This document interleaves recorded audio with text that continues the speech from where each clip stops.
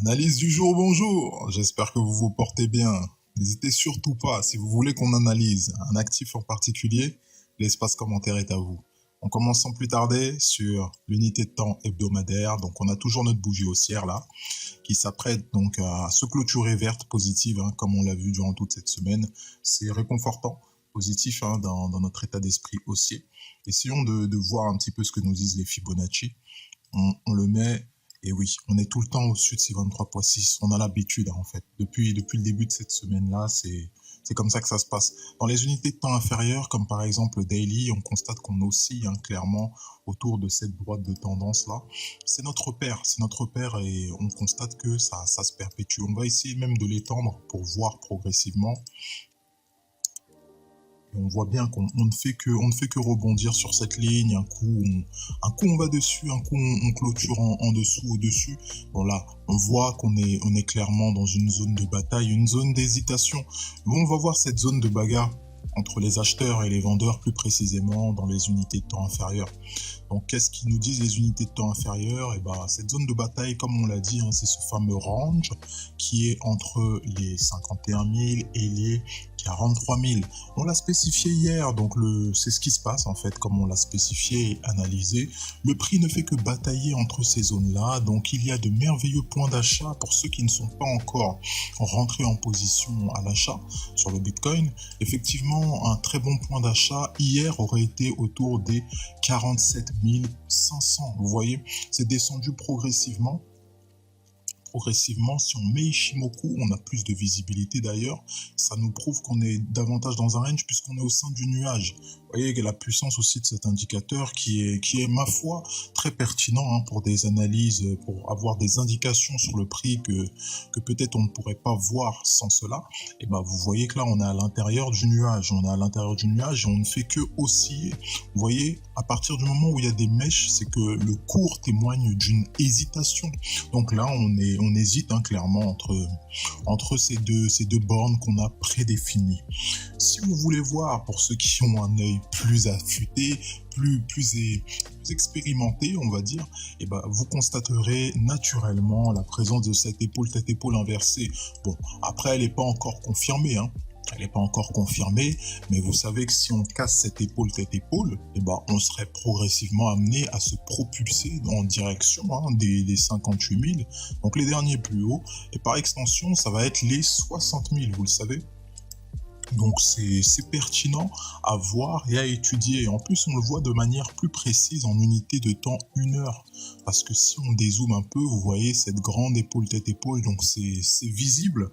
Après, à voir si ça se confirme. Pour ce qui est d'Ishimoku, en 1 heure, qu'est-ce qu'on a? Vous voyez, on n'a toujours pas cassé, encore une fois, ce nuage Ishimoku. On reste en dessous, durant toute la journée d'hier. Et là, actuellement, on est à l'intérieur. Alors, est-ce qu'on va casser progressivement ce nuage? Il faut savoir que si on le casserait, ça serait potentiellement un signal d'achat supplémentaire. Pour ceux qui attendent, qui préfèrent les signaux en fonction d'indicateurs et non en fonction de figures chartistes, chacun sa stratégie, mais sachez que si on casse ce nuage-là, on serait amené progressivement à se propulser, propulser déjà un minimum en direction de ces derniers plus hauts, et après vous savez qu'à la cassure donc de ce plus haut-là, ce dernier plus haut qui correspond à la borne haute de notre range, donc cette fameuse zone de bataille, là on serait progressivement amené à se propulser bien plus haut. Donc pour ce qui est du Bitcoin, voici un peu l'état des lieux. Essayons maintenant de nous attarder sur l'Ethereum. Qu'est-ce qu'il nous dit de beau, l'Ethereum? Il nous dit globalement la même chose. Si on essaye de voir, on a vu que sur le Bitcoin, on a eu affaire à une épaule tête-épaule. Sur l'Ethereum également, on a affaire à une épaule tête-épaule. Elle se voit également. Elle est également visible, comme vous savez que les marchés sont très corrélés entre eux. On a également cette épaule tête-épaule qui est visible. Elle est bel et bien visible. Alors à voir maintenant, ça correspondrait à la zone des 1700 sur l'Ethereum face au dollar. Donc si on casse les 1700, vous savez qu'on est progressivement amené dans un premier temps à aller chercher les 1800 et par extension, on vise naturellement les 2000. Donc vous avez déjà en vue les niveaux clés, hein, les niveaux clés pour la borne haute. Et pour la borne basse, bah, vous le savez, hein, c'est les 1300, on les a atteints. On les a atteints depuis déjà quelques jours. Hein. Donc, les 1300 ont été atteints. Il faut savoir que cette zone de bataille est également ce range hein, dans lequel est également Ethereum. En unité de temps 4 heures, c'est également visible. Hein. Vous savez que pour rappel, ceux qui n'étaient pas là, la cassure de cette droite de tendance, c'était un signal hein, qu'on retournait vers les zones basses de notre zone de bagarre. Et ben là, maintenant, on effectue un rebond progressif. Donc à voir si est-ce qu'on va encore jouer pour faire un retournement, revenir au sein de notre zone de bataille. Et ben c'est à voir durant la séance d'aujourd'hui. Hein. Durant la séance d'aujourd'hui, si on essaie de voir au niveau d'Ishimoku également, c'est toujours la même chose. On est au sein du nuage, ça témoigne. Avec pas mal de mèches aussi au niveau des chandeliers qui témoignent de l'hésitation hein, en termes de lecture graphique. Si on essaie de voir également en unité de temps journalière, ce qu'on a, c'est globalement la même chose. On est au sein avec Ishimoku. Vous voyez qu'on a clôturé durant la journée d'hier, on a fait un rebond au niveau de la Chikou. La Chikou, c'est la ligne bleue, d'accord? La Chikou, c'est une ligne donc, du prix là, qui est représentée avec Ishimoku. Elle nous permet de voir, lorsqu'on a effectué un rebond sur le nuage, la dernière fois, et ben on a été amené à augmenter. Là, on a fait un rebond sur le nuage et sur la Chikou en même temps. Donc, je vous laisse deviner les signaux, en tout cas, que tente de nous envoyer le prix.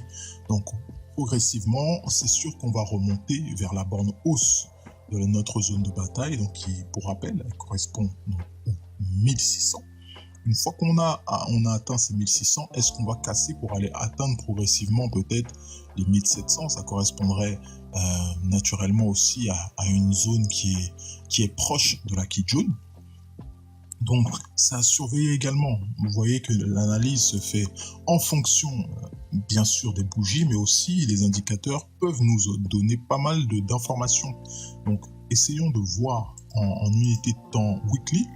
Également, on s'apprête à clôturer de manière positive, ce qui est positif pour nous également, parce que vu qu'on est haussier, hein, on vise la hausse dans le sens naturel de l'actif, et ben, on s'attend à ce qu'on clôture haussier. Donc ça sera un signal positif. Pour ce qui est des indicateurs, là actuellement, si on clôture haussier, ça veut dire qu'on casserait cette Chikou. Si on la casse, c'est également un signal baissier. Ça nous conforte également.